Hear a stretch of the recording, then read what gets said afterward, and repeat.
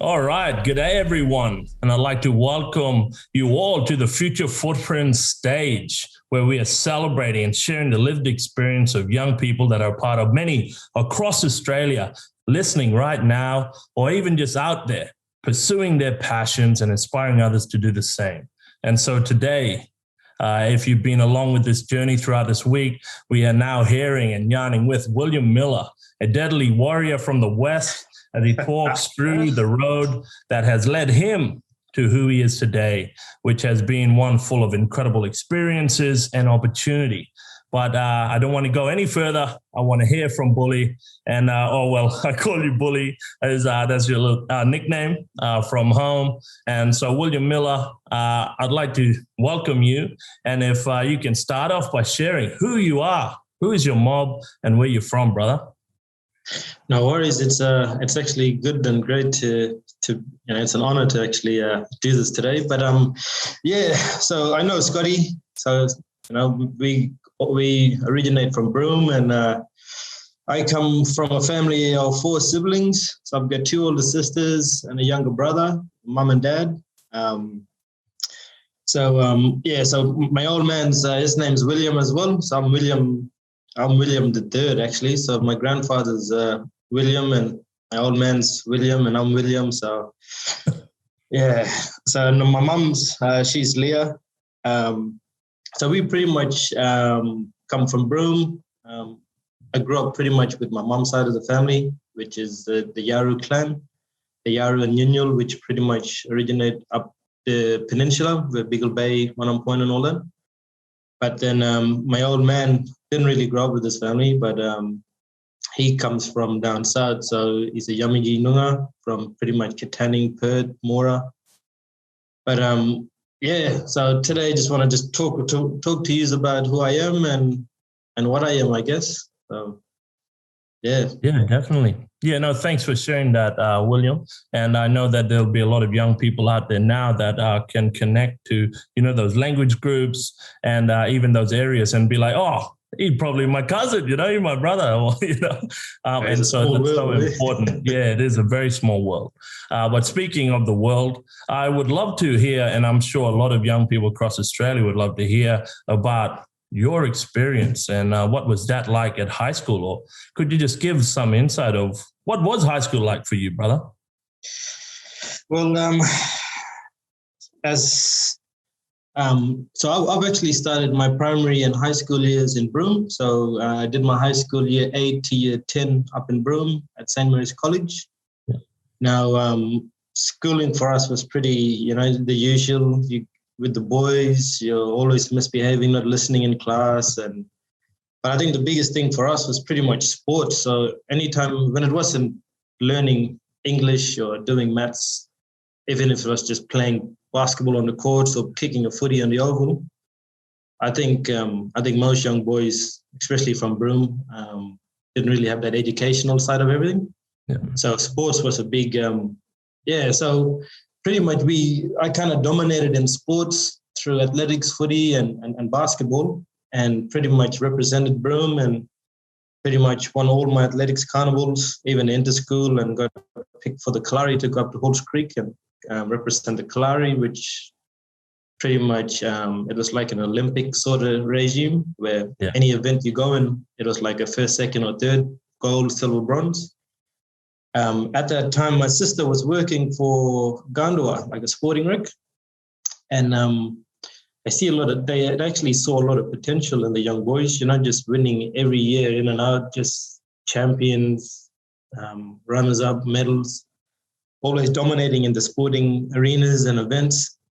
But because Broome was pretty, Broome didn't have that next step, that next level. So Gandua actually started with Claremont, actually. So Claremont actually zoned the Kimbleys at that time. So they organized the footy camp, and probably 40 boys from the whole Kimbleys came through, and they wanted probably 10 boys to represent Claremont down in Perth. So, and I was lucky enough to get picked and come down to Perth. And first time I ever played in the rain. which was a which was a big game changer for us. But and then pretty much after that, I actually got a full scholarship to go to Christchurch then in Perth. So I finished off my high school years in year 11 and 12, and boarding life and the boarding kind of structure for a young Kimberley boy was pretty much was very new to me. So I didn't kind of adapt it pretty quick, but we had to learn, and I think time was a big essence as well. So but like a new school and the person I am today, I guess pretty much kind of sums it all up from what I learned from Christchurch. And you know, I had teachers there, I had liaison officers, and pretty much had good friends as well. And I think that's quite a kind of, you know, that support and that bit of shoulder to lean on, I guess. And then absolutely. And the person I am today, I reckon, like through subjects like metal tech, I was good with my hands, and you know, I did an apprenticeship after school with one of my teachers who hooked me up with an apprenticeship with Rio, and kind of it was doing a fabrication apprenticeship, like boiler making, which was. I was just wondering, brother, just before we get into that transition from high school into the next stage of your life, I just wanted to touch on, you know, like with all that support you got from going to boarding school from Broome, what was it like balancing, you know, your cultural obligation, you know, and like language and connection to family and those kind of things while, you know, having to go to boarding school? Yeah, I think that was a really big one. Like from what we know, so growing up in Broome, that's pretty much all we knew. So coming into Perth to a big private school, our communications skills wasn't that good. Like trying to connect to somebody that you didn't even know who was from the other side of the country. I didn't know all of that. I didn't understand.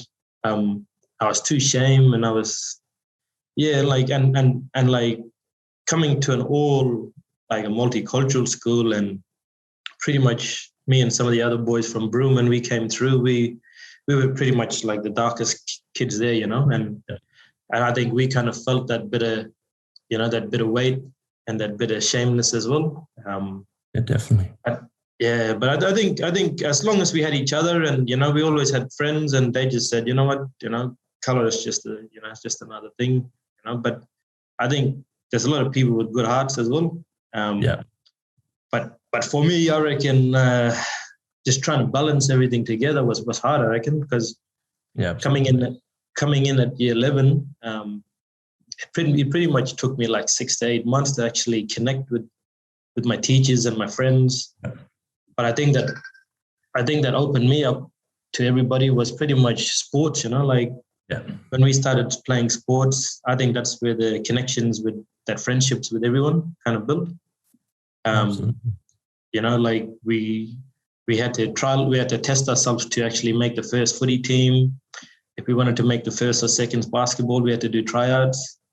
And I think that's where we pretty much built relationships around friends and making friends. And I think that's where kind of we came out of our shell then. So absolutely. But I think it was trying to balance everything. That first 8 months was pretty. It was like, I was like, you know, for a young fellow like me, even when I look back now, you know, I'd never seen myself crying or being soft. But those 8 months of year 11 going down to Christchurch was, right, I was crying nearly every second night, you know, just to go home to mom and dad. And yes. No, definitely. Well, that's it, you know, homesickness and having to move away from family, culture, you know, just home. You know, I think a lot of young people out there would actually value a lot in terms of those struggles that you went through. And if you could touch on, you know, what were those struggles and what got you through? Was there anything particular? Was there, you know, was it family support, or what was it that helped you get through those years of, you know, being away from home? Yeah, well, I think at that time I was in a rough patch as well back home. But my mom and my sisters, my older sister, Rochelle, and mom Leah, they were pretty much like the backbone of me kind of pulling through. And I had family support, but like when family would come and visit me at the boarding house, like they'd walk away crying, and that kind of made me feel a bit that emotion will actually kick in again. But I actually told family that, if you guys want to get in touch with me or come see me, I'd prefer you just to give me a call on the phone. But yeah, and I think besides my sister and my mum, I think I kind of pulled through, and then that's when that would have been a big those two people would have been the biggest people that kind of made me pull through, and definitely. No, thank you for sharing that, brother. And because in school, we have various different pathways. We might have that, favorite subject, that favorite thing that we do aside from the sporting world. Was there something or a teacher in a specific subject that helped you push you through in terms of establishing any post-schooling plan? I was always good with my hands. So the subjects I really liked was, I didn't like English because English was hard. all the homeworks and essays, but I actually enjoyed it though. Like, it was actually my first book I ever read when I was in year 11. So it was part of an essay, but I enjoyed maths. But I particularly liked art and metal tech. So, like working my hands and just tools and welding and even drawing. I actually had I was pretty much of an artist as well. I didn't actually know that, but so art. So I think at that time it was Miss Youranoff. She was the teacher, and Mr. McGilroy for metal tech. Yeah. Oh, brilliant. But I reckon metal tech was something that I've never done before. But once I started doing that, I actually won the year 11. We had a project that we had to do. So I made a coffee glass table. So I bended up the legs and welded everything. And wicked. Yeah. It was good, yeah. And I actually won the year 11 art award as well. So I drew Blade, or Wesley Snipes, Blade 2. Yeah. I still got the photo today. Oh, that's deadly. Yeah, no, absolutely. That's great memories. And I can see these different subjects in terms of like skills that you were developing through that, especially disguised, because you're having fun, you're enjoying those things. Do you reckon or believe that, coming to year 11, year 12, doing those things and those subjects that you enjoyed really prepared you for your role that you have now? Well, not in a way it didn't, but in year 11 we actually started a work experience. Okay, brilliant. So my first work experience was I worked with Honda down Sterling Highway there. So okay, yeah. My dad wasn't a qualified mechanic, but they all saying they're all bush mechanics.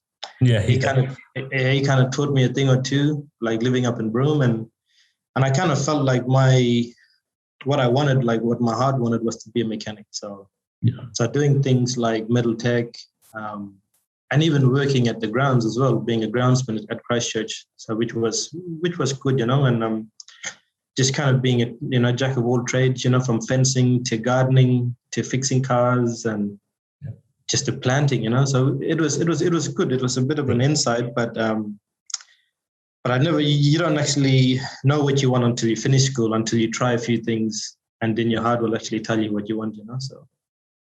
Absolutely.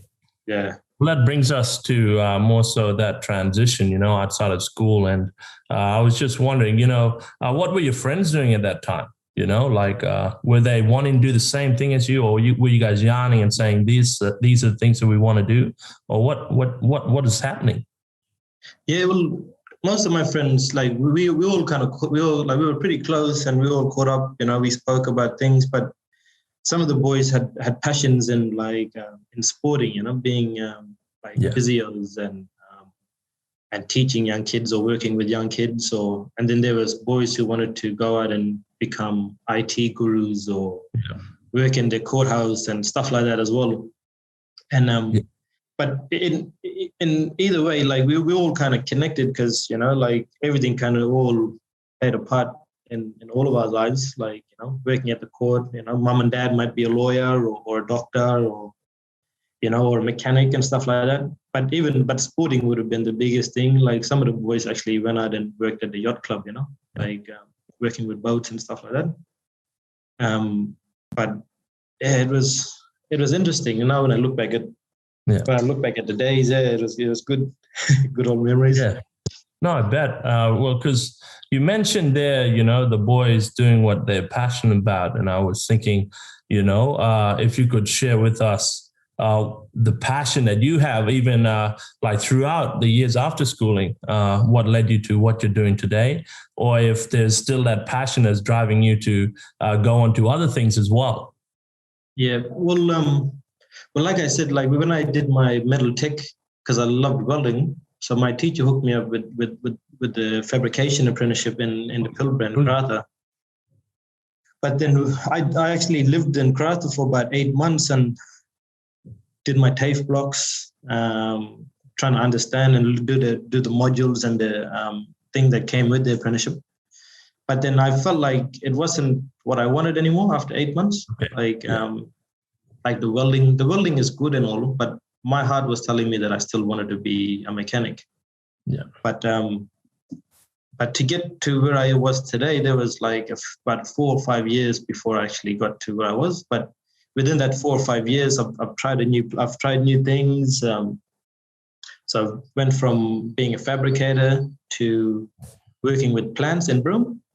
Yeah. And then I actually picked up a job at the station, so Roebuck Plain Station then. So I've stayed there for about 3.5 years. And then I think when I worked there, that's when I had my daughter then, my eldest daughter. Yep. But working at the station, it was just pretty much mustering, fencing, and just pretty much maintaining like the troughs and the water supplies and all that for the cattle. But then when we was a bit quiet, I'd always find myself working with the mechanic, working on the quads and the two-wheelers and the utes and all that, and even the graders and the loaders and stuff. And I kind of found myself like doing that sort of work extra because that's something that I desired. Yeah. And then when I had my eldest daughter, that's when I had time off for about 6 months. And after 6 months, I just couldn't work because I needed to be home with my daughter. And yeah, absolutely. And then it's a funny story. And then there wasn't any work happening at the station. And then that's when I went into working with plants, like the native plants in Broome. Yeah. So I was there for 6 weeks working with the mentor there, old Tom. Awesome. And then it was this one morning before he said, "Hey, Will, can you go and grab the papers off the road for me, mate?" And I said, "Yeah, no worries." So I went and got the papers, and first thing I did was unwrap the lucky van. Yeah. Opened it up, and I went to the adverts. All right. And I actually saw an advert from Woodside actually saying they wanted 2 mechanical fitters. Oh. So and I said, well, that's exactly what I want. And then so I actually, after work at 12 o'clock, I went into the office, Woodside office, put my name down, and that's when my life changed. Then that's brilliant. After that, and it's what I desired. And I think it's just timing, like I think I was at the right place at the right time, and I think all the little things that I did kind of led up to walking into that Woodside office. Yeah, no, definitely. All those skills and even traveling away when you're younger, that independence, that confidence building, but all the foundational skills that you would have got, going, out alone, but still having friends there, but all around, you're doing things away from family and alone, basically. And the things that we can see is absolutely brilliant. And because of all those things that you did and managed to, be a part of, I wanted to ask you, if you were to give some advice to your 18-year-old self, what would that be? Probably harden up, I reckon. Yeah, harden up. No, I'd actually, like there's a lot of things I could say to myself, like, I could have tried a bit harder, or I could have done a bit more. I could at least put yourself out there a bit more, Will, or study a bit harder and stuff like that. Because I guess when I look back now, because when I actually started my apprenticeship, that's where my literacy and numeracy had to come in as well.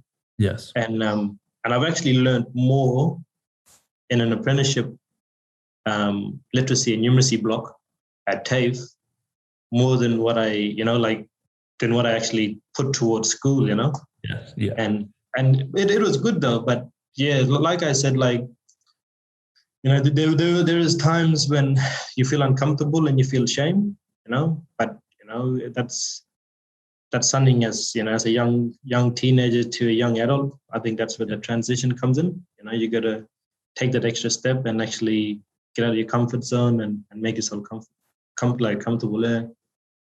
Yeah, absolutely. No, that is brilliant advice. And it's that whole thing of dipping your toe in, go and give it a crack, give it a try. And you don't know whether you like it unless you do it. And you could hear from you, your persistence, your confidence, and your resilience. It's like going out, trying that apprenticeship. If you don't like it, it's knowing that, you can change those pathways and find, and ultimately rolling out that, that newspaper and finding an ad that directs you to that pathway that you had always dreamed of doing, which is so brilliant. Thank you, brother. I wanted to ask you this last question, just for fun. If we'd like to ask a lot of our speakers, if money was not an object, you didn't have to worry about money, what would you do? If I had money? Or if you didn't have to worry, money didn't exist, what would you do? That's a good question. That's what would I do with it? I'd do a lot of traveling. It's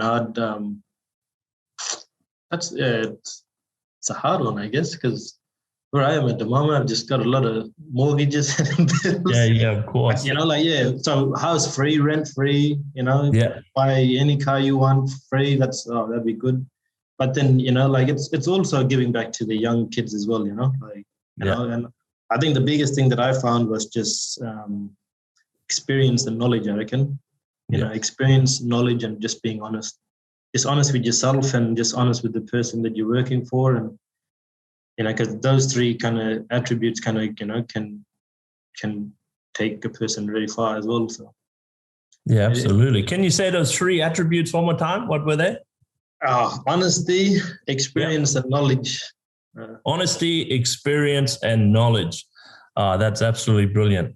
And thank you for sharing that, brother. And I know that a lot of young people across Australia now are tuning in, listening from the Future Footprints Network to beyond, are so grateful for your time and to hear your journey. And, that road that led you to who you are today, you can see it's been shaped by, just dipping that toe in, trying your best and just shaping everything by just giving it a go. And I think, for those out there that are wanting to do that apprenticeship and not sure, I could hear from your story is just jump in, see where it takes you, and you can always change. And you have that choice to change, and there'll be support there for you to do that. So, William Miller, thank you so much for your time.